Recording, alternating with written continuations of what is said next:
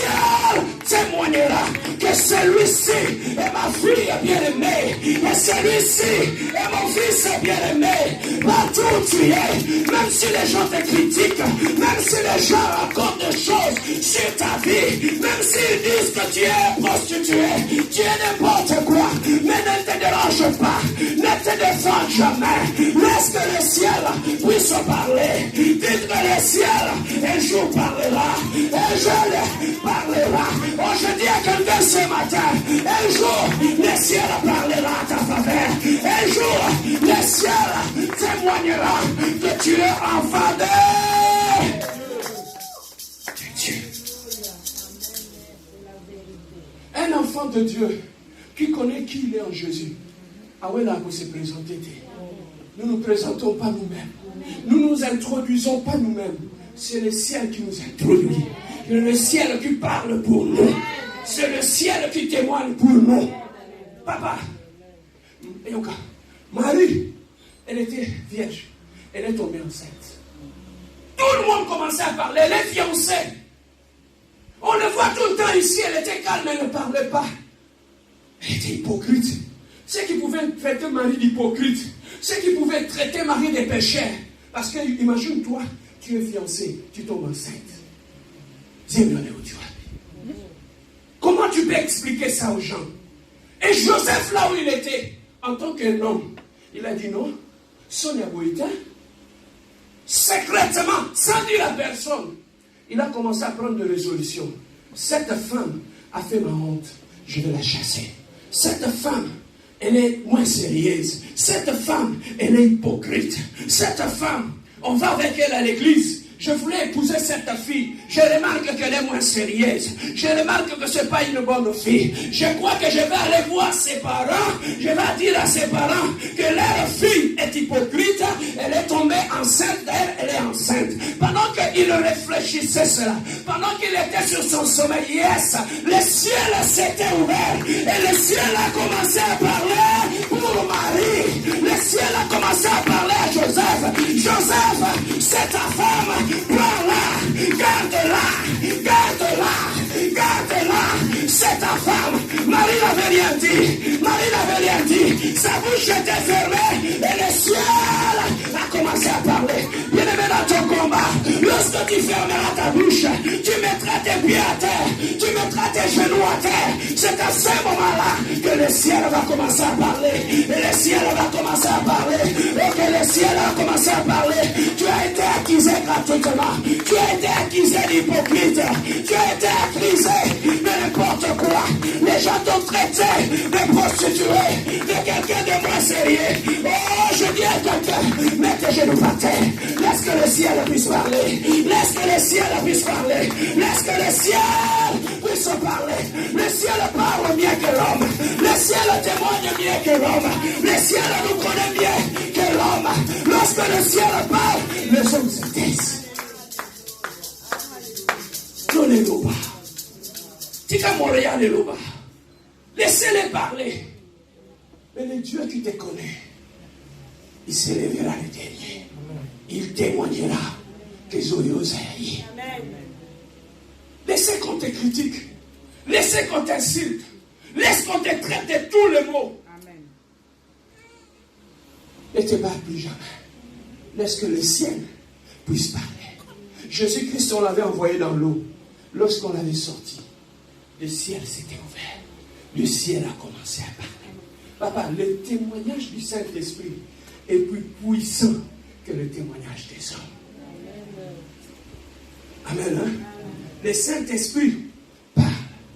Mais maintenant, lorsque Jésus-Christ est sorti de l'eau, qu'est-ce qui avait fait que le ciel puisse témoigner en faveur de Jésus-Christ? Écris ceci. Ce qui avait permis que Jésus-Christ, bien aimé dans le Seigneur, que le ciel puisse parler, c'était d'abord l'obéissance. Papa, il était Dieu. Il a accepté de s'humilier pour aller se faire baptiser auprès d'un être humain. Hein, je ne sais pas si on comprend ça. Il était Dieu Tout-Puissant. Le fleuve Jourdain là, celui qui les a créés. Et cette eau-là, c'était sale. Mais il est accepté en tant que Dieu de s'humilier, d'obéir à la voix de Dieu, d'obéir à la loi, d'aller auprès de Jean-Baptiste, de s'humilier, afin que le ciel puisse témoigner. Le lot, il est difficile pour que Dieu puisse nous utiliser à cause de notre orgueil, mongaï. Et c'est difficile le lot, le loba. Humilité aux anangotis. Le ciel, yokaya, le ciel ne parle que là où la personne est humble. Lorsque tu es humble, c'est le ciel qui parlera. Lorsque tu es orgueilleux, c'est ton orgueil qui va parler. Mais lorsque tu es humble, laisse que le ciel puisse parler. Et le ciel, bien aimé, comme nous sommes là chrétiens, le ciel ne parle pas pour tout le monde. Mais le ciel ne témoigne que dans la vie de ceux qui marchent dans l'obéissance. Jésus-Christ avait obéi. Voilà pourquoi l'eau les fongouamaki. Le plus grand secret, write it down. Le plus grand secret, si tu veux voir le ciel parler sur toi, sur ta vie, la première des choses, c'est l'obéissance à la parole de Dieu.